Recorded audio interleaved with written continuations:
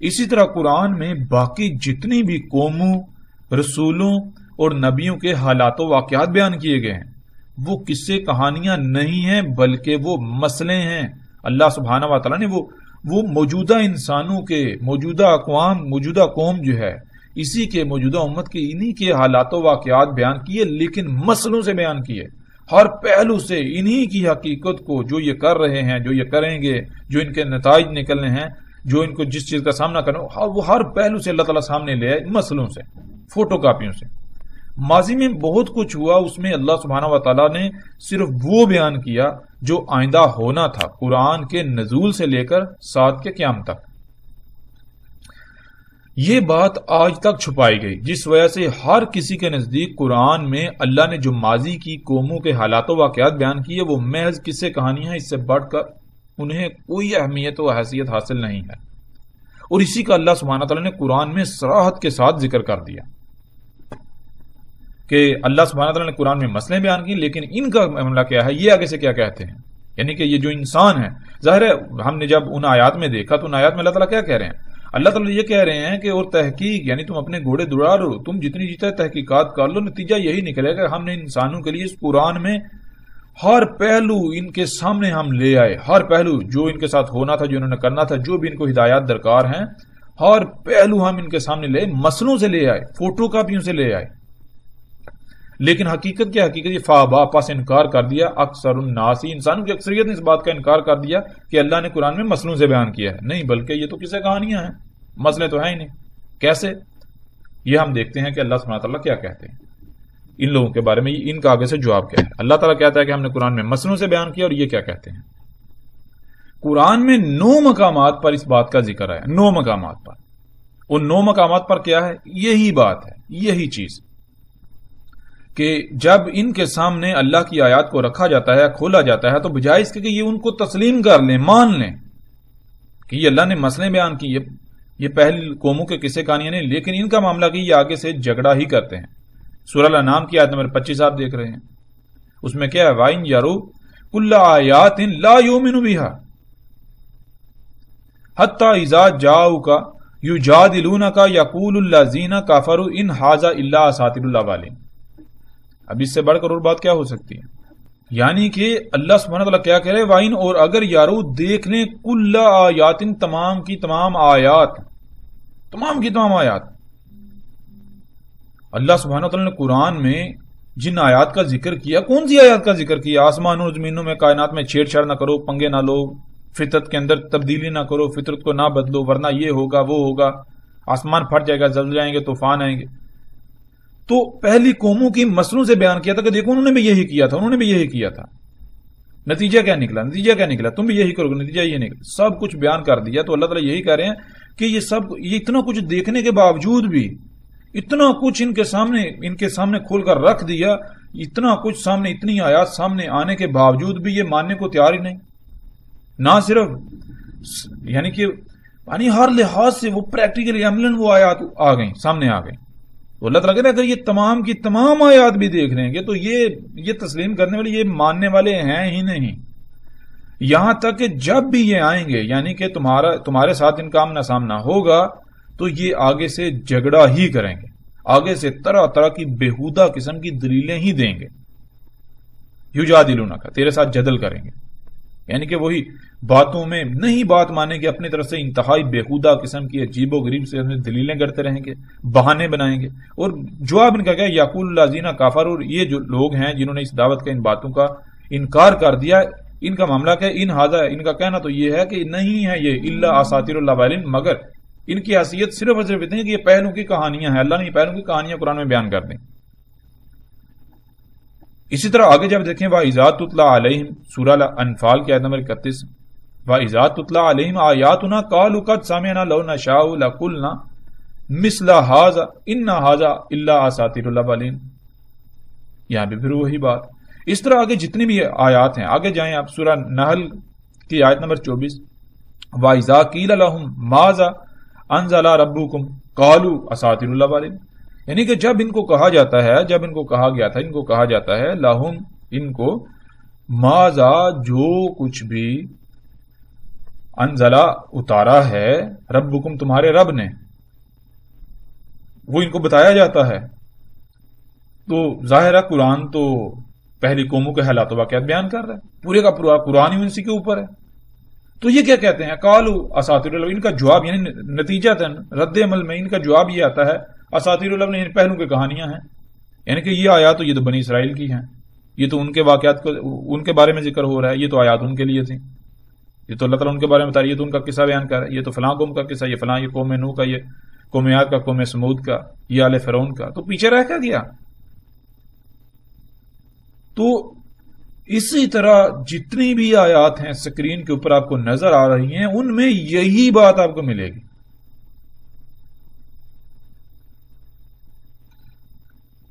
کیا بات ملے گی؟ جیسے کہ آپ یہ دیکھیں انتہائی چونکا دینے والی آیت ہے، وہ آیت کیا ہے؟ سورہ نمل کی آیت نمبر 68. اس میں کیا ہے؟ اس میں یہ ہے کہ لقد وعدنا، تحقیق کے، یعنی کہ تم الٹا یہ کہہ رہے ہیں جو دعوت دے رہا ہے اس کو کہہ رہے ہیں، یعنی کہ الٹا اللہ کو یہ کہہ رہے ہیں، اللہ کے نمائندوں کو، اللہ کے بھیجوں کو یہ کہہ رہے ہیں، جو ان کو اللہ کی طرف دعوت دے رہے ہیں ان کو یہ جواب دیتے ہیں الٹا کہ تم تحقیق کر رہو الٹا. کیا وہ اتنا وعدہ کیا ہاذا یہ نحنو ہمارے اباؤنا، ہمارے جو آبا تھے جن کو یہ آج سلف صالحین سلف کے نعرے لگاتے ہیں، انہوں نے ہمارے ساتھ اس چیز کا وعدہ کیا ہے. کیا وعدہ کیا ہے؟ من قبل، اس سے پہلے، ان نہیں ہے، ہاذا یہ سب کچھ، الا اساطیر الاولین مگر پہلوں کی کہانیاں، یعنی کہ تم ہمارے جو سلف ہیں، جو ہمارے آباء و اجداد ہیں، ان کا لٹریچر اٹھا کر دیکھ لو. انہوں نے تو جو قرآن کی تفسیریں بیان کی، جو قرآن میں جو کچھ بیان کیا، جو اس کی تفسیریں کی، وہ تو یہی لکھا بھائی یہ کہاں کسے کہانیاں ہیں، ان کا ہمارے ساتھ کوئی تعلق ہی نہیں ہے. قوم نوح کے، قوم عاد، قوم سمود، قوم آل فرعون ہوں یا بنی اسرائیل یا جتنے بھی اقوام کے ذکر ہیں، تو وہ تو ساری کی ساری قصے کہانیاں ہیں، مسئلے تھوڑی ہیں، یعنی کہ وہ ہمارے ہی حالات واقعات تھوڑی ہیں ان سے منسوب کر کے بیان کیے جا رہے ہیں، ہم ان کی فوٹو کا بھی تھوڑی ہیں، یہ تو ان کے یہ قصے کہانیاں. اور بلا شک شبہ آج آپ تفاسیر اٹھائیں، جتنی بھی انہوں نے تفاسیر لکھی ان کو اٹھائیں، ان کے اندر آپ کو یہی ملے گا. یہ جو بھی اللہ تعالیٰ نے قرآن میں بیان کیا، پہلی قوموں کے حالات و واقعات بھی بیان کیے، وہ سارے کے سارے ایسے جیسے قصے کہانیاں ہیں. قصص القرآن کے نام سے بھی کتابیں موجود ہیں. تو یہ اس طرح جتنی آیات ہیں، یہ 9 آیات ہیں قرآن کے اندر، اس میں اللہ تعالیٰ کیا کہتے ہیں دیکھیں آپ. سورہ قلم اس کی آیت نمبر 15، اذا تتلی علیہ آیاتنا، جب تلاوہ کی جاتی ہے علیہ اس پر، یعنی سامنے والے پر، ان پر، آیاتنا ہماری آیات کی، قال آگے سے جواب یہ آتا ہے اساطیر الاولین پہلوں کی کہانیاں ہیں. تو اب یہ چیز ہے، یہ جو ہم نے جان لیا کہ اللہ سبحانہ و تعالی نے سورہ زمر میں اس بات کو واضح کر دیا کہ اللہ سبحانہ و تعالی نے اتارا حسن الحدیث کو، نہ صرف حسن الحدیث بلکہ اس کو مسانی بھی کہا. اور آیت کے آخر میں اللہ سبحانہ نے یہ واضح کر دیا کہ اللہ تعالیٰ ہدایت کیسے دیتا ہے. اللہ تعالیٰ جیسے اس کا قانون ہے. اللہ سبحانہ نے قانون کیا بنا دیا؟ اللہ سبحانہ نے قانون یہ بنا دیا کہ یہ قرآن جو ہے اس میں ہم نے مسئلے بیان کیے ہیں، ہم نے پہلوں کے قصے کہانیاں بیان نہیں کیے. قرآن میں ہم نے تمہیں ہی بیان کیا ہے، تمہارا ہی ذکر کیا ہے، تمہارے حالات و واقعات بیان کیے ہیں، ہر طرح سے پھیر پھیر کر، ہر پہلو سے پریکٹیکل صورت میں تمہارے سامنے رکھ دیے، بیان کر دیے، پہلی قوموں سے منسوب کر کے ان فوٹو کاپیاں بیان کی ہم نے. لیکن ان کا معاملہ کیا ہے؟ یہ کہتے ہیں جی یہ تو پہلو کی کسی کہانی اساطیر الاولین. اور آج ہم غور و فکر کریں وہی بات کہ یہ بات آج تک چھپائی گئی، جس وجہ سے ہر کسی کے نزدیک قرآن میں اللہ نے جو ماضی میں قوموں کے حالات و واقعات بیان کیے وہ محض قصے کہانیاں، اس سے بڑھ کر کچھ نہیں، انہیں کوئی اہمیت و حیثیت نہیں ہے. اور اسی کا اللہ سبحانہ نے قرآن میں ساتھ کے ساتھ ذکر کر دیا. کیا حقیقت یہ نہیں ہے؟ آپ تفاسیر اٹھا کر دیکھیں، جو لوگ بھی بیان کرتے ہیں قرآن پر، دیکھیں ان کو، سنیں، نتیجہ کیا؟ کبھی آج تک کسی نے بتایا بھائی یہ جو بنی اسرائیل کے حالات و واقعات ہیں یہ اللہ نے مسئلے بیان کی ہے؟ بہرحال جب ہم آگے بڑھیں گے تو بہت بڑے بڑے راز ہمارے اوپر کھلیں گے. لیکن یہاں یہ چیز ذہن میں رکھنی ہے کہ قرآن میں اللہ سبحانہ تعالیٰ نے اساطیر الاولین یعنی کہ قصے کہانیاں پہلوں کے بیان نہیں کیے جو پہلے گزر چکے، بلکہ اللہ سبحانہ تعالیٰ نے مسئلے بیان کی. مثال کے طور پر اگر قرآن میں اللہ سبحانہ تعالیٰ وہ آل فرعون کا یا قوم نوح کا واقعہ بیان کرتے ہیں تو جب آج کے انسانوں کے ساتھ اس کا کوئی تعلق ہی نہیں ہے تو پھر ظاہر ہے وہ تو قصہ کہانی بن گیا، وہ تو کسی کہانی سے بڑھ کر تو کوئی اہمیت نہیں رکھتا۔ مسل تو تب ہوگا جب ہم اس سے فوٹو کاپی تسلیم کریں گے، یعنی کہ وہ قوم نوح کے حالات و واقعات نہیں بیان کیے جا رہے بلکہ حالات و واقعات موجودہ انسانوں کے بیان کیے جا رہے ہیں، لیکن بالکل یہی پہلے قوم نوح کر چکی، اس وجہ سے اللہ تعالیٰ نے قوم نوح سے منسوب کر کے یعنی فوٹو کاپی کے طور پر بیان کیا، تاکہ تمہیں پتا ہو، تمہیں یہ پتا چل جائے کہ یہ جو کچھ تم کر رہے ہو، جو اعمال تم کر رہے ہو، یہ پہلی دفعہ نہیں ہو رہے، یہ انسان پہلی بار نہیں کر رہے، اس سے پہلے بھی کئی دفعہ یہ ہو چکا، کئی بار یہ کیا جا چکا۔ جب اس سے پہلے کئی بار یہی سب کچھ کیا جا چکا تو نتیجہ کیا نکلا، یہ سامنے رکھا جا رہا ہے، اور تم جب کر رہے ہو تو نتیجہ کیا نکلے گا، یہ تمہارے سامنے ہے۔ تو قرآن میں اساطیر الاولین نہیں ہے بلکہ مسئلے بیان کیے اللہ نے ہر شے کی مسل سے بیان کیا۔ مزید بھی کچھ باتیں ہیں لیکن ان پر بات کریں گے کچھ آگے چل کر۔ یہاں ان کا بیان کرنا نہ تو مشکل ہے اور نہ ہی مفید ثابت ہوگا، اس لیے کیونکہ جب تک بیان کی گئی باتوں کو مد نظر رکھتے ہوئے ہم قرآن پر کچھ بات نہیں کر لیتے تب تک ان باتوں کی وضاحت کو سمجھنا مشکل ہوگا۔ اس لیے پہلے ہم سورۃ البقرہ کی طرف آتے ہیں، اور جیسے ہی ایسا موقع آئے گا تو فوراً مزید ایسی باتوں کو بھی سامنے لے آئیں گے تاکہ ہر کوئی انہیں بھی آسانی سے سمجھ سکے۔ تو پیچھے بیان کردہ تمام باتوں کو مد نظر رکھتے ہوئے اب ہم آتے ہیں سورہ البقرہ کی پہلی آیت کی طرف۔ الف لام میم، الف لام میم۔ اسی مقام پر اس کا فیصلہ کرنا آسان نہیں ہے، لیکن یعنی اسی مقام پر اس بات کا فیصلہ کرنا آسان نہیں ہے کہ الف لام میم کیا ہے، لیکن ایک بات تو طے ہے کہ جب قرآن الحکیم ہے اور مثانی بھی ہے تو ایسا ممکن ہی نہیں ہے کہ یہ آیت نہ کھلے، اس آیت کا اللہ سبحانہ تعالیٰ کے اتارنے کا کوئی نہ کوئی مقصد نہ ہو۔ جیسے اگر کہیں 2 لکھا ہو تو اس بات کی خبر یعنی 2 کی سمجھ نہ آئے تو اس بات کی خبر اس کے آگے یا اس کے پیچھے والا ہنسا دے دیتا ہے۔ جیسے اگر کہیں 2 لکھا ہو تو اس بات کی خبر دے دیتا ہے کہ اس سے پہلے یا اس کے بعد کیا آتا ہے، یعنی اس سے پہلے کیا آتا ہے اور اس کے بعد کیا آئے گا۔ یا اگر کہیں پر 1 لکھا ہو یا 1 لکھا جائے تو 1 اس بات کی خبر دے دیتا ہے کہ اس کے بعد 2 آتا ہے۔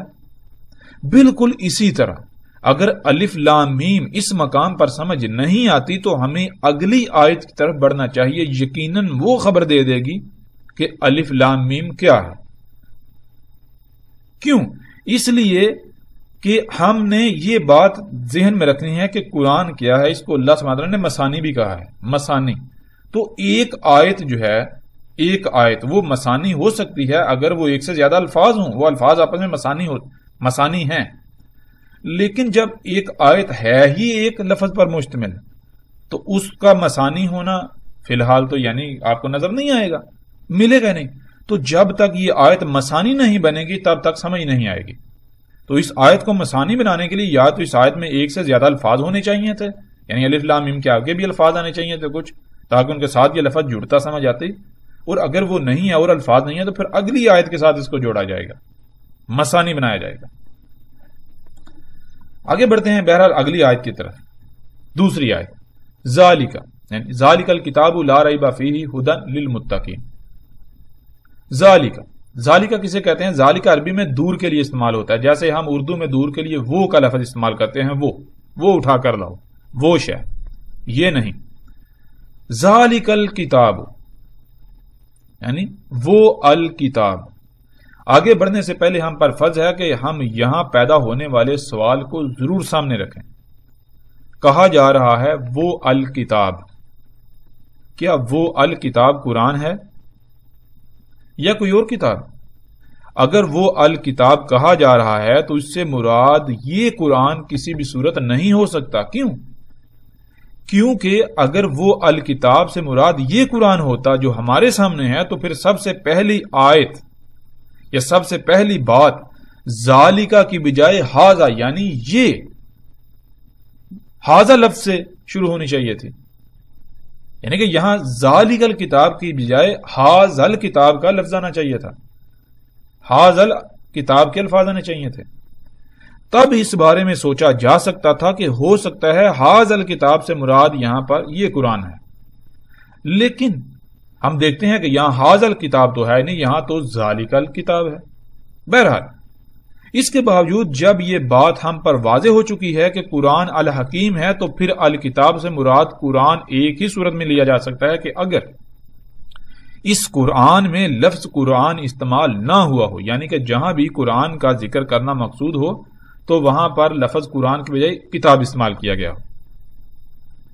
इस कुरान में लफ्ज कुरान देखते हैं इस्तेमाल हुआ या नहीं हुआ, या फिर उसकी जगह लफ्ज अल किताब इस्तेमाल हुआ।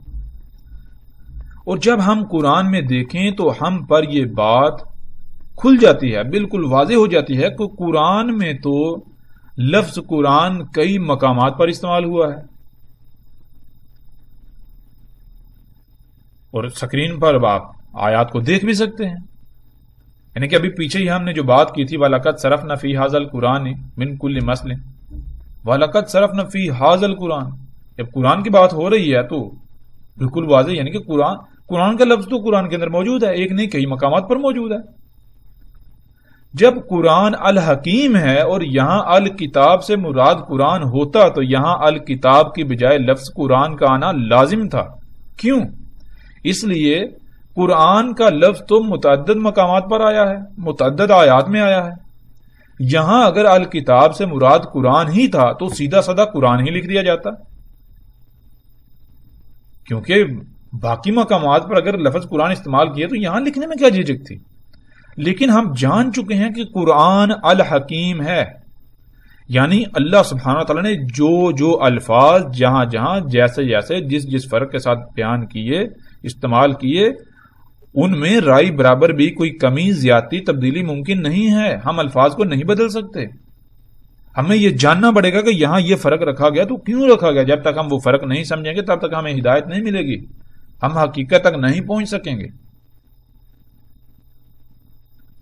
हम जान चुके हैं कि कुरान अल हकीम है, तो फिर यह किसी भी सूरत मुमकिन नहीं है कि कुरान के अल्फाज में राई बराबर भी कोई रद्द-ओ-बदल करें, वरना कुरान के अल हकीम होने का कुफर होगा।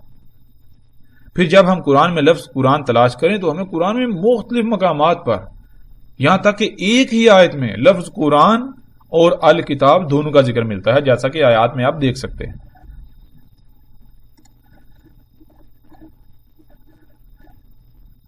देखें इस वक्त स्क्रीन पर आपको सूरह अल हिजर की आयत नंबर 1 यानी पहली आयत नजर आ रही है, अलिफ लाम रा तिलका आयातुल किताबी व कुरानिन मुबीन, यानी कि यहां पर लफ्ज अल किताब भी आया और बीच में वाव के साथ कुरानिन मुबीन, कुरानिन यानी कुरानिन। बहरहाल इसके ऊपर ही बात होगी कि यहां कुरानन नहीं आया, क्योंकि ये बात ज़हन में रखिए, ये हमने कहा है, बार बार ये बात कही है कि अल्लाह सुब्हानहू व तआला अल हकीम है तो उसका कलाम भी अल हकीम है, कुरान अल हकीम है। तो यहां देखें जब नून के नीचे दो जेरें आई तो दो जेरों में या फिर दो जबरें आ जाएं तो इनमें फर्क क्या है। यह बात ज़हन में रखें कि जब भी किसी हरफ के नीचे दो जेरें आती हैं तो दो जेरें किसी भी हरफ को जमा का सीगा बना देता है, और अगर दो जबरें आ जाएं तो जबरों के अंदर सुकड़पन आता है, वो सुकेड़ता है, यानी कि कम से कम जो है वो करता है, जितना किसी शय को सुकेड़ा जा सकता है। तो दो जबरों से सुकेड़पन आता है, दो जेरों से फैलाव आता है। तो इस आयत में बहरहाल हम उस तरफ अभी नहीं जाएंगे, जो हमारा मौजू है हम उसी पर रहेंगे, वो ये है कि तिल का आयातुल किताबी व कुरानिन मुबीन। अब अगर वहां अल किताब से मुराद कुरान है तो हम यहां पर देखें, यहां पर अल्लाह सुब्हानहू व तआला ने अल किताब का भी जिक्र किया और कुरान का भी जिक्र कर दिया, और फिर ना सिर्फ कुरान, एक कुरान का जिक्र हुआ है, वह कुरानिन यानी कि एक कुरान जो तुम्हारे सामने ये है, कोई और भी कुरान है उसका भी जिक्र हो रहा है। फिर इसी तरह हम आगे बढ़ते हैं, आगे और आयत है उनको भी देख लें आप। देखिए सूरह नमल की पहली ही आयत, तासीन तिलका आयातुल कुरानी व किताबिम मुबीन। सुब्हान अल्लाह। अब ہم نے پہلی آیت میں دیکھا پیچھے اس آیت میں پہلے کتاب کا ذکر تھا، اس کے بعد واؤ کے ساتھ، یعنی کہ واؤ کے ساتھ آگے بعد میں قرآن کا ذکر تھا. یہاں پر پہلے قرآن کا ذکر ہے اور اس کے بعد واؤ کے ساتھ یعنی کتاب کا ذکر ہے، اور کتاب کے نیچے 2 زیریں آ گئی. سبحان، یعنی بالکل واضح ہو جاتا ہے یہ بات. تو یعنی کہ جب قرآن مسانی ہے، اللہ سبحانہ وتعالی نے اسے مسانی کہا، تو القرآن اور الکتاب دونوں کا ایک دوسرے کے ساتھ الگ الگ آنا، یہ بات تو طے ہے کہ جب دونوں کا الگ الگ ذکر موجود ہے ایک ہی آیت میں ایک ہی مقام پر، تو یہ بات بالکل واضح ہونی چاہیے کہ جہاں پر القرآن ہے وہاں پر القرآن ہی رکھا جائے گا، جہاں پر الکتاب ہے وہاں پر القرآن نہیں لایا جائے گا، وہاں الکتاب ہی رکھا جائے گا. ہاں، قرآن کے المسانی، قرآن کے مسانی ہونے کی وجہ سے جو اللہ نے بتا دیا کہ قرآن مسانی ہے، تو ان کا بھی قرآن کا اور کتاب کا قرآن کے ان کا آپس میں بہت گہرا تعلق ہے، بہت گہرا ربط ہے، یہ بات طے شدہ ہے. لیکن اس ربط کو ہم ربط ہی رکھیں گے، ہم دونوں کے اندر جو فرق اللہ سبحانہ تعالیٰ رکھ رہا ہے ہم اس فرق کو نہیں مٹائیں گے. یہ بات اب یہاں ہمارے ذہن میں ہونی چاہیے. تو اب ہم آتے ہیں واپس. ان آیات سے بھی یہ بات کھل کر واضح ہو جاتی ہے کہ قرآن اور الکتاب دونوں الگ الگ ہیں. ہاں، ممکن ہے دونوں کا آپس میں گہرا تعلق ہو، گہرا ربط ہو، دونوں ایک دوسرے کے قریب تر ہوں، لیکن جو بھی ہو وہ بعد کی بات ہے. یہاں تو قرآن کے الحکیم ہونے کا کفر کیا جا سکتا ہی نہیں، اور نہ ہی قرآن کے مسانی ہونے کا. اب تک ہم قرآن کے الحکیم ہونے کو سامنے رکھ چکے ہیں، جس کے مطابق یہاں کسی بھی صورت الکتاب کو قرآن سے نہیں بدلا جا سکتا. یہاں الکتاب قرآن کے علاوہ کسی اور شے کا ہی ذکر ہے. اب آتے ہیں دوسری طرف کہ قرآن مسانی ہے، یعنی اس کی آیات بالکل ایسے ہیں جیسے 1 کے بعد 2، 2 کے بعد 3، 3 کے بعد 4، 4 کے بعد 5 وغیرہ. اب آتے ہیں تو اب مسانی کو سامنے رکھتے ہیں. دیکھیں، الف لام میم ذالک الکتاب، اب دونوں کو جوڑ دیں. الف لام میم پہلی آیت، ذالک الکتاب دوسری آیت. اور ایک بات اور ذہن میں رکھیں، وہ یہ کہ قرآن میں جو آیات کی نمبرنگ ہے، یعنی کہ آپ ایک آیت، دوسری آیت، تیسری آیت، آیت نمبر 4، 5، 6، جب قرآن شروع میں جمع یعنی کہ قرآن کو اکٹھا کیا گیا، لکھا گیا، کتابی شکل دی گئی، تو تب آیات کے نمبر نہیں لگائے گئے. یہ آیات کی نمبرنگ بہت بعد میں جا کر ہوئی. اور یہ آیات کی نمبرنگ جو ہوئی یہ قرآن کا حصہ نہیں ہے. قرآن کی یہ آیات کی نمبرنگ صرف اس لیے کی گئی تاکہ آیات کی پہچان ہو سکے، ان کی تلاش آسانی سے کی جا سکے. لیکن اب کسی کو یہ علم ہی نہیں تھا، شعور ہی نہیں تھا کہ کل کو یہ جو نمبرنگ ہے اس کی وجہ سے اور یعنی کہ مسائل کا سامنا کرنا پڑے گا. مثال کے طور پر جب آج لوگ قرآن میں نمبرنگ دیکھتے ہیں، یعنی یہ پہلی آیت، دوسری آیت، تیسری آیت، تو وہ آیات کو الگ الگ کر دیتے ہیں، توڑ موڑ دیتے ہیں. یعنی کہ پہلی آیت الگ شے ہے، دوسری آیت الگ شے ہے، تیسری آیت الگ شے ہے. ایسا نہیں ہے. تو نمبر لگائے گئے بعد میں، بہت بعد میں جا کر، آیات کی پہچان کے لیے، ان کی تلاش کو آسان بنانے کے لیے. نمبر لگانے کا مقصد قطعاً یہ نہیں ہے، نمبرنگ کا مقصد قطعاً یہ نہیں ہے کہ یہ الگ آیت ہے، اگلی آیت الگ ہے، اس سے اگلی الگ ہے. نہیں، یہ بہت بڑا نقصان دہ معاملہ ثابت ہوا. نمبرنگ کے ساتھ یہ بات واضح کرنی چاہیے تھی. ہو سکتا ہے جنہوں نے لگائے، جنہوں نے نمبرنگ کی، انہوں نے کی ہو، بعد میں چھپا دی ہوئی بات. لیکن اب یہ بات ذہن میں رکھیں کہ نمبرنگ جو ہے وہ قرآن کا حصہ نہیں ہے. کہ آیت جو ہے یہ آیت نمبر 1 ہے، 2 ہے، 3 ہے، یہ جو 1، 2، 3 یہ نمبرنگ جو ہے یہ قرآن کا حصہ نہیں ہے. جب نمبرنگ آپ ہٹا دیں گے تب قرآن مسانی بنے گا. اسی کا اللہ سبحانہ وتعالی نے قرآن میں ذکر کیا تھا. اور قرآن کے مسانی ہونے کا انکار، کفر، اس کی عملی دلیل آپ کے سامنے ہے. عملاً یہ بات آپ کے سامنے ہے کہ قرآن میں یہ جو نمبرنگ کی گئی، یہ نمبرنگ جو ہے اس نے قرآن کے المسانی ہونے کو چھپا کے رکھ دیا. قرآن جو ہے وہ مسانی ہے، کسی کو پتہ ہی نہیں. تو اب یہ ہے کہ نمبرنگ ہٹا دیں. بے شک نمبرنگ رکھیں آپ، لیکن اب آپ کو یہ پتہ چل گیا کہ ان نمبروں کی حیثیت و اہمیت کیا ہے. قرآن جو ہے یہ مسانی ہے، اس کی آیات جو ہیں وہ مسانی ہیں. پہلی آیت اور دوسری آیت بالکل ایسے جیسے 1 کے بعد 2 آتا ہے. اب ہم ان آیات کو، پہلی اور دوسری آیات جو دونوں آیات ہیں، ان کو مسانی بنائیں گے، یعنی آپس میں جوڑیں گے، جیسے 1 کے ساتھ 2 جڑتا ہے، جیسے ایک پرزہ کسی دوسرے مشروط پرزے کے ساتھ جڑتا ہے. الف لام میم ذالک الکتاب، الف لام میم وہ کتاب ہے.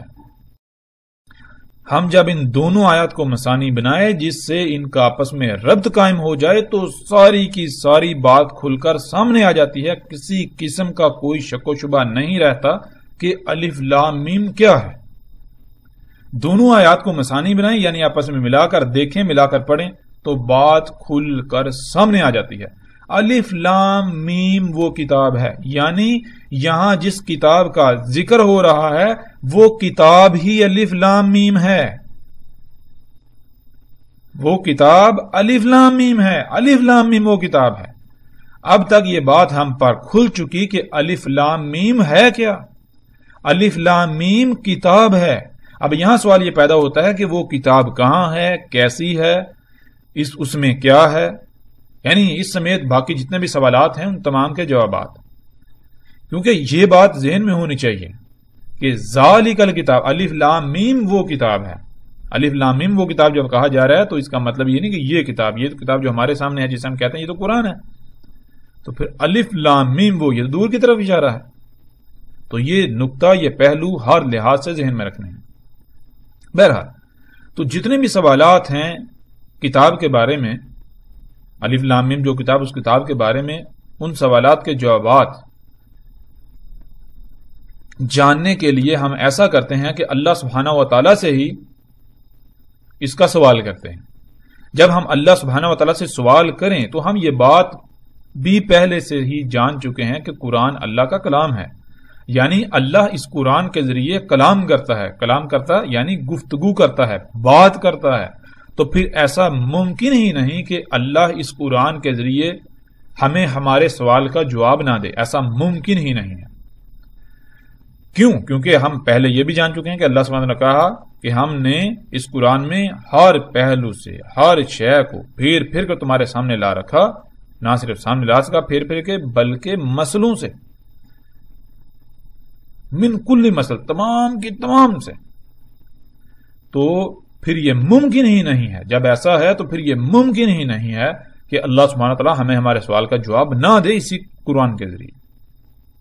اور اگر ہم یہ کہتے ہیں کہ قرآن میں سب کچھ نہیں ہے, قرآن میں ہر سوال کا جواب نہیں ہے, تو پھر اس کا مطلب وہی ہے کہ اللہ سبحانہ تعالیٰ کہہ رہے ہیں کہ ہم نے اس قرآن میں ہر شے تمام کی تمام مسئلوں سے, نہ صرف مسئلوں سے بلکہ ہر پہلو سے تمہارے سامنے لا رکھی, کھول کھول کے, پھیر پھیر کے.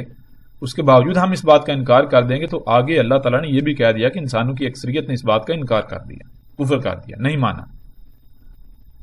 تو ہم اب خود کو کس کیٹیگری میں کھڑا کرتے ہیں, شمار کرتے ہیں, وہ ہمارے اوپر ہے. کس گروہ میں ہم اپنے آپ کو کھڑا کرتے ہیں. آیا کہ ہم اللہ ہی کی بات کا کفر کرتے ہیں, انکار کرتے ہیں, یا پھر یہ جو آج تک پھیلا دیا گیا, یہ جو ملامتیں ہیں کہ اگر آپ, یعنی کہ آپ ملا ایک بات کرتا ہے, مولوی ایک بات کرتا ہے, ہوتا کیا ہے جناب, ملا ایک بات کر رہا ہے, اس بات میں سوال پیدا ہوتا ہے. سامنے والا اب جھجک رہا ہے کہ میں سوال پوچھوں یا نہ پوچھوں, ڈر رہا ہے. اب ہمت کر کے سوال پوچھ لیا. بھائی مولانا صاحب, مولوی صاحب, علامہ صاحب, شیخ صاحب, حضرت صاحب, یہ سوال ہے. اب آگے سے جواب کیا آتا ہے؟ جواب یہ آتا ہے کہ مولوی صاحب آگے سے جواب یہ دیتے ہیں, بھائی دیکھو میں تو قرآن و حدیث بیان کر رہا ہوں, یہ جو تم سوال پوچھ رہے ہو, سوال اٹھا رہے ہو, سوال تم میرے اوپر نہیں اٹھا رہے, تم سوال قرآن و حدیث پر اٹھا رہے ہو. تم قرآن پر سوال اٹھا رہے ہو. یہ تو بہت بڑا کفر ہے. یہ تم نے جرت کیسے کر لی؟ تم تو کافر ہو گئے, کافر ہو جاؤ گے, یہ ہے وہ ہے. حالانکہ کبھی کسی نے آگے سے یہ جواب نہیں دیا, بھائی مولوی صاحب اگر یہ قرآن کی بات ہے, اگر یہ اللہ کے رسول کی بات ہے, تو پھر ہم آپ ہی کے پاس کیوں آئے؟ ٹھیک ہے نا, ہم آپ کے پاس آئے تو اس لیے آئے نا تاکہ ہم سمجھ سکیں وہ بات. اب آپ جو بات بتا رہے ہیں ضروری تو نہیں کہ قرآن میں وہی ہے, اللہ کے رسول وہی کہہ رہے ہیں, ضروری تو نہیں ہے نا. یہ تو آپ ہمیں بتا رہے ہیں نا اللہ ایسا کہہ رہا ہے, اللہ یہ کہہ رہا ہے. جب اللہ ایسا کہہ رہا ہے, واقعہ اگر اللہ نے واقعتاً ایسا کہا ہے تو پھر سوال اٹھانا تو ہمارا حق بنتا ہے. اب اللہ اگر بات کرتا ہے تو اللہ تو اپنے کسی کام, یعنی اللہ کے لیے تو ہے ہی احمد, اللہ تو حکیم ہے, اللہ حکیم ہے. وہ اگر کوئی بات بتاتا ہے، کوئی شے سامنے رکھتا ہے، کوئی حکم دیتا ہے، تو آگے سے سوال تو پیدا ہو ہی نہیں سکتا. کیوں؟ اللہ تو اللہ حکیم ہے، وہ تو ایسی کوئی گنجائش رکھتا ہی نہیں ہے کوئی ایسا سوال پیدا ہو جائے، ایسا سوال کھڑا ہو کہ سامنے والے کو کوئی پریشانی لاحق ہو جائے. اب مولوی صاحب جب بات آپ ہمیں بتا رہے ہیں کہ اللہ ایسا کہہ رہا ہے، اللہ یہ کہہ رہا ہے، تو سوال پیدا ہو رہا ہے، تو پھر ہمارا تو حق بنتا ہے نا جواب دیں، ہمیں جواب ملے، تو لہٰذا آپ جواب دیں. لیکن مولوی صاحب کیا؟ مولوی صاحب یہی کہتے ہیں کہ بھائی تم یہ جو سوال اٹھا رہے ہو، یہ جو تم اعتراض اٹھا رہے ہو، یہ اعتراض تم میرے اوپر نہیں اٹھا رہے، اور میں تو اللہ اور اس کے رسول کی بات کر رہا ہوں، تم اعتراض اللہ اور اس کے رسول پر اٹھا رہے ہو. تو بھائی صاحب جب آپ مولوی صاحب آپ اعتراض کا جواب نہیں دے سکتے تو آپ بیچ میں کیوں آئے؟ آپ سائڈ پہ ہو جاؤ. آج تک کسی نے یہ سوال نہیں کیا، کوئی کسی کے اندر جرت ہی نہیں ہے. اس طبقے کو سر پر بٹھا لیا اور اس کی زندہ مثال آپ کے سامنے ہے. پیچھے ہماری جتنی بات ہو چکی، کیا آج تک ان باتوں کا آپ کو علم تھا؟ پھر دوسری بات یہ ہے کہ ہو سکتا ہے کوئی یہ کہے کہ یہ شخص اپنی طرف سے جناب باتیں بنا کے بیان کر رہا ہے. اگر ایسا کوئی کہتا ہے، سمجھتا ہے، تو پھر دعوت ہے، پھر الحمدللہ آپ کو اس طرف سے دعوت ہے کہ آپ ہماری ان باتوں کو غلط ثابت کر کے دکھائیں. آپ پوری کی پوری دنیا کو جو بڑے بڑے ملا ہیں، ملاٹے ہیں، ان سب کو جمع کر لیں، ہماری اس بات کو غلط ثابت کر کے دکھائیں. ٹھیک ہے؟ ہم دیکھتے ہیں اگر ہم غلط ثابت ہوتے ہیں تو جو سزا، جس سزا کا آپ تعین کریں گے، ہم وہ بھگتنے کو تیار ہیں. لیکن آپ میدان میں تو آئیں، غلط ثابت کریں. کیسے آپ غلط ثابت کرتے ہیں؟ بات ساری کھل کے سامنے آ جائے گی. تو چیز یہ ہے، پیچھے جو ہم نے شروع میں بات کی تھی کہ الف لام میم کیا ہے جی، کسی کو علم ہی نہیں. کیوں؟ جب آپ مولوی سے سوال کریں گے، ملا سے سوال کریں گے، علامہ سے، شیخ سے، حضرت سے سوال کریں گے، تو اس کے پاس تو جواب ہے ہی نہیں، اس کے پاس جواب ہے ہی نہیں. اب وہ آپ کو جواب کیا دے گا؟ دوسری طرف وہ خود کو اللہ کا نمائندہ بنا کر پیش کر رہا ہے. بھائی میں تمہیں قرآن سمجھا رہا ہوں. بھائی اگر تو قرآن سمجھا رہا ہے تو پہلے یہ تو بتا تجھے خود علم ہے قرآن کا؟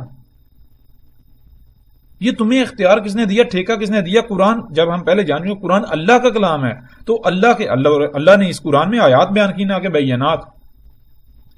اور اگر وہ اس قرآن کی آیات کو کھولتا ہے تو وہی کھول سکتا ہے نا، وہی کھول سکتا ہے. تو مولوی صاحب اگر آپ اللہ کے نمائندے ہو، یعنی اللہ آپ کے ذریعے اپنی آیات کو کھول رہا ہے انسانوں کے لیے، تو پھر آپ کے پاس الف لام میم کا جواب کیوں نہیں ہے؟ پہلی آیت کا جواب کیوں نہیں ہے؟ آپ کے جھوٹا ہونے کے لیے تو اتنا ہی کافی ہے. آپ کا غلط ہونا تو یہیں سے ثابت ہو جاتا ہے کہ پہلی ہی آیت کے بارے میں آپ کو علم نہیں ہے اور آپ اس کے نمائندگی کا دعویٰ کر رہے ہیں. بھائی اللہ نے تو قرآن میں آیات بیان کی. آیت کسے کہتے ہیں؟ پیچھے ہم جان چکے ہیں کہ پوری شے کو چھپا کر اس کا ایک چھوٹا سا پہلو سامنے رکھنا. اب اللہ کو پتا ہے اس نے کیا چھپا دیا. اب آیت ہے، اللہ کی آیت ہے، تو اللہ ہی بیان کر سکتا ہے، یعنی اس کو کھول سکتا ہے، اس کو ہر پہلو کے سامنے لا سکتا ہے. بھائی ہم نے کیا چھپایا تھا؟ اب تم کہہ رہے ہو میں اللہ کا نمائندہ ہوں. ظاہر ہے اللہ جب قرآن کھولتا ہے کسی پر تو اسی طرح کھولتا ہے. اللہ تو انسانوں میں سے، انسان چونکہ بشر ہیں، ان میں سے کسی ایک بشر کا انتخاب کرتا ہے. کیسے کرتا ہے؟ جیسے اس کا قانون اس بشر کے ذریعے پھر اللہ کلام کرتا ہے، جیسے اللہ بہت رسولوں کی صورت میں، نبیوں کی صورت میں کلام کرتا رہا. تو اگر آپ اس چیز کے دعوے دار ہو، بھائی آپ اللہ کی آیات کو بیان کرنے آئے ہو، اللہ کی آیات کو بیان یعنی کھول رہے ہو انسانوں کے لیے، تو بھائی پہلی ہی آیت کا جواب آپ کے پاس نہیں ہے. آپ پہلی ہی آیت کو کھولنے سے قاصر ہیں. آپ کو تو اتنا ہی علم نہیں کہ قرآن میں آسانی ہے، آپ کو اتنا ہی علم نہیں قرآن الحکیم ہے. قرآن میں اللہ سبحانہ تعالیٰ نے الگ الگ الفاظ استعمال کیے. آپ درجنوں الفاظ ہیں ان کا ایک ہی معنی بیان کر دیتے ہیں، ایک ہی ترجمہ کر دیتے ہیں. یہ قرآن الحکیم ہوا؟ آپ کو تو اتنا ہی شعور نہیں ہے، اتنا علم نہیں ہے قرآن الحکیم ہے، اور آپ اللہ کی نمائندگی دعوے دار بنے ہوئے ہیں. اور حیرانگی ہوتی ہے، انتہائی دکھ اور افسوس کی بات یہ ہے، دکھ ہوتا ہے آگے سے لوگوں کو دیکھ کر، وہ ان ملاؤں کو اپنے سر پر بٹھائے ہوئے ہیں، سر پر بٹھائے ہوئے ہیں. کسی سوال کا جواب نہیں ہے ان کے پاس، لیکن الٹا سر پر بٹھائے ہوئے ہیں، ان کو پوچھ رہے ہیں، ان کو اپنا رب بنایا ہوا ہے. وہ حلال کہیں گے حلال ہے، وہ حرام کہیں گے حرام ہے. اگر کوئی بھی بندہ اگر بات کہے گا بھائی علماء سے تصدیق کرو، بھائی پورے قرآن میں لفظ علماء ہے ہی نہیں کہ علماء سے جا کے سوال کرو. پورے قرآن میں کوئی بندہ یہ ثابت نہیں کر سکتا اللہ تعالیٰ نے قرآن میں یہ کہا ہو کہ علماء کی یہ ٹھیکیداری ہے. پورے قرآن میں یہ بات نہیں ہے. پورے قرآن میں اللہ تعالیٰ نے یہ نہیں کہا کہ جا کے علماء سے سوال کرو. تراجم تمہارے میں ملے گا، عربی میں یہ بات نہیں ملے گی کہ اللہ نے یہ کہا کہ علماء سے جا کے سوال کرو. نہیں، کہیں اللہ نے یہ نہیں کہا. علماء مطلب ذہن میں رکھیں، یہ جو طبقہ ہے، یہ جو ملا طبقہ، ان کے بارے میں کیا اللہ سبحانہ تعالیٰ نے کہا. جیسے جیسے ہم آگے بڑھیں گے تو اللہ کے فضل سے ہر شے، ہر بات کھل کر سامنے آتی چلی جائے گی. اور کوئی بھی یہاں یہ اخذ نہ کرے کہ ہم اس ملا پارٹی کے، ملاازم کے، ان کے ذاتی دشمن ہیں، ہماری ان کے ساتھ دشمنی ہے. نہیں، ہمارا کسی فرقے سے کوئی تعلق نہیں ہے، کسی گروہ سے، کسی تنظیم سے، کسی جماعت سے، کسی بھی گروہ، تنظیم، فرقے سے، مسلک سے کوئی تعلق نہیں. بالکل کسی قسم کا کوئی تعلق نہیں. ہاں، ہم کون ہیں؟ ہم خالصتاً اللہ کے غلام ہیں، اس سے بڑھ کر ہم کچھ نہیں ہیں. ہماری حیثیت بالکل ایسے ہے جیسے مثال کے طور پر آپ کے ہاتھ میں ایک اوزار ہوتا ہے، اس اوزار سے آپ جو جی شے کریں. وہ اوزار خود سے کیا ہے؟ ایک بے جان پتلا ہے، ایک ٹول ہے، بس. تو ہماری حیثیت بھی بالکل ایسی ہے. ہم اللہ کے غلام ہیں، اللہ کے عبد ہیں. غلام آپ جانتے ہوں گے غلام کسے کہتے ہیں. تو اس سے بڑھ کر ہمارا نہ تو کوئی تعارف ہے، نہ ہی ہوگا، نہ ہو سکتا ہے. تو لہذا کوئی بھی یہ نہ کہے کہ یہ فلاں فرقے سے تعلق رکھتا ہے، اس وجہ سے بات کر رہا ہے، فلاں سے یہ ہے، وہ ہے. تو وہ اگر آپ ایسی باتیں سوچ کر، یہ باتیں کر کے اگر آپ حق کو انکار کرنے کے لیے کوئی دلیل اخذ کریں گے، کوئی بہانہ تلاش کریں گے، بہانہ اخذ کریں گے، تو وہ آپ سوائے خسارے کے کسی شے کا سودا نہیں کریں گے. ہمارا تو کچھ بگڑنے والا نہیں. ہمیں نہ تو کوئی گروہ بنانا ہے، ہمیں نہ تو کوئی فرقہ بنانا ہے، ہمیں نہ تو آپ سے کسی قسم کے مال کی درخواست ہے، نہ ہمیں شہرت چاہیے، ہمیں کچھ بھی نہیں چاہیے. ہمارا مقصد کیا ہے؟ جب ہم یہ کہہ رہے ہیں ہم اللہ کے غلام ہیں، تو اللہ سبحانہ وتعالیٰ نے ہمارے اوپر ایک ذمہ داری عائد کی، بھائی تمہارا یہ کام ہے تو ہم نے وہ کام کرنا ہے، بات ختم. آگے سے رد عمل کیا آتا ہے اس کا ہمیں کوئی پرواہ نہیں ہے، اس کی ہمیں کوئی فکر نہیں ہے. کیوں؟ ہمیں فکر تب ہونی چاہیے جب ہم اپنی ذات کے لیے کچھ کر رہے ہوں، ہمارا ذاتی کام ہو، ہمارے ذاتی مفادات جو ہے وہ ان کو ٹھیس پہنچ رہی ہو، ان کو ٹھیس پہنچ رہی ہو، ان کو ضد پہنچ رہی ہو. جب ایسا ہمارا ذاتی کوئی معاملہ ہے ہی نہیں تو پھر ہمیں پریشانی کس بات کی؟ بھائی جیسا جی چاہے رد عمل کا اظہار کرو، گالیاں دو، جو جی چاہے کرو، ہمیں کوئی فرق نہیں پڑتا. ہاں، فرق جسے پڑتا ہے اسے پڑھنا چاہیے اور اس سے فرق پڑے گا. وہ کون ہے؟ جب ہم اللہ کے غلام ہیں، اس کا کام کر رہے ہیں، تو وہ دشمنی تم ہمارے ساتھ نہیں کر رہے، وہ دشمنی تم ہمارے ساتھ نہیں کرو گے، وہ گالیاں تم ہمیں نہیں دے رہے ہو، وہ گالیاں تم اصل میں اللہ کو دے رہے ہو. ہاں، یہ ہم ضرور کہیں گے، اور یہ ہم مولویوں کی طرح نہیں کہیں گے. یہ ہم اس لیے کہیں گے، مولوی تو آپ کا منہ بند کرانے کے لیے کہتے ہیں نا، ہم منہ بند کرانے کے لیے یہ نہیں کہہ رہے. ہم تو یہ کہہ رہے ہیں کہ آپ جو بھی سوال کرو گے، آپ کے ہر سوال کا جواب کھول کر دیا جائے گا. ہم یہ نہیں کہیں گے یہ ایسا ہے، یہ ویسا ہے، علماء نے اس کے اوپر کچھ کہا نہیں، مفسرین خاموش رہے، فلاں خاموش رہا، فلاں کو علم نہیں تھا لہٰذا ہمیں بھی علم نہیں. بالکل نہیں. جب ہم یہ بات کر رہے ہیں، جب ہم اللہ کی آیات کو کھولنے کا ذمہ اٹھا رہے ہیں، آپ کے سامنے کھول رہے ہیں، تو پھر دو ہی صورتیں ہیں. یا تو ہم بھی ان ملاؤں کی طرح ہیں، یا پھر ہماری کوئی اپنی حیثیت و اہمیت کوئی نہیں ہے. ہم ایک روبوٹ کی مانند ہیں، ایک پتلے، ایک ٹول کی مانند ہیں. اس سے زیادہ ہمارا، یعنی کہ جیسے ایک مشین آپ کے ہاتھ میں ہوتی ہے، جیسے جی چاہے آپ اسے آپریٹ کریں، جیسے جی چاہے چلائیں. وہ پیچھے جو چلانے والا ہے اس سے فکر ہونی چاہیے، اسے پتا ہے وہ کیسے چلا رہا ہے، کیا کر رہا ہے، کیا نہیں کر رہا. تو ہمارا معاملہ یہ ہے. سوال آپ کرو گے، سوال وہ جب آپ کا سوال ہم سے نہیں ہے، آپ کا سوال اس ذات سے ہے. آپ کا سوال اس ذات سے ہے، اس ذات نے جواب آپ کو دینا ہے، اس ذات نے آپ کو جواب دینا ہے. دماغ میں ہماری جب کوئی حیثیت نہیں، ویلیو نہیں، تو ہمیں پریشان ہونے کی ضرورت ہی کیا ہے؟ ہمیں کسی چیز کی، کسی بات کی فکر ہی کیا ہے؟ مثال کے طور پر آپ فون کے اوپر کسی سے بات کرتے ہیں، تو جس سے آپ بات کر رہے ہوتے ہیں، کیا وہ آپ کے سامنے ہوتا ہے؟ وہ تو دور ہوتا ہے.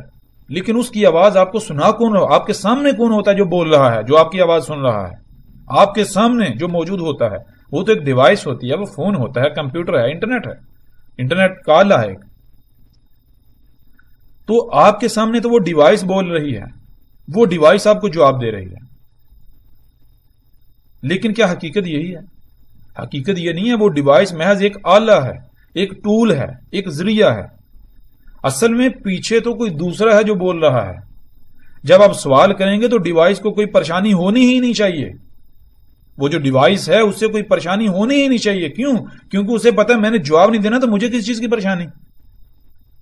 جب جواب پیچھے جو بول رہا ہے اس نے دینا ہے تو ڈیوائس کو کیا پریشانی.